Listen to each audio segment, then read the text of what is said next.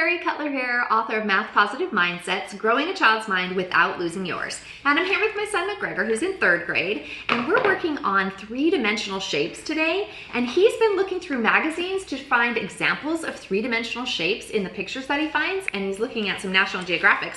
And while he's working on that, I'm gonna show you how to make a little book that's really easy to make. Kids can make these, and they're super fun. So all you need is 2 sheets of paper, fold them both in half. All right, 1 sheet of paper, you're going to trim about 1 inch from the bottom to 1 inch from the top on the fold, okay? With the other piece of paper, you're gonna be cutting the opposite. You will cut a slice on the fold, 1 inch into each end, like that. Then you take the paper that you just trimmed, cut, and you roll it lengthwise and slide it into the opening of the first page. Then you carefully let the pages unfurl, and you have yourself a 4-page book, front and back.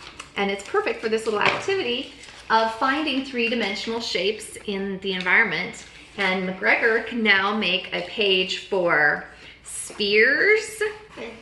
I hit jackpot. Oh, you hit a jackpot on spheres? What did you find? Eyes of a dragonfly. Oh my gosh, eyes of a dragonfly are sphere-shaped. Cylinders, rectangular prisms. Do you think I should put cubes on here?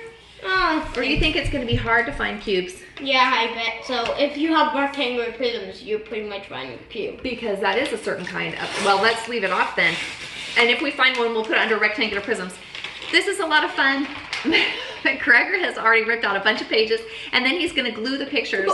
Here's the sphere. This apparently is a eye of a dragonfly. Goes on this sphere page. I hope you're having a fun time building math positive mindsets with your kids. No, wait, it's a damselfly.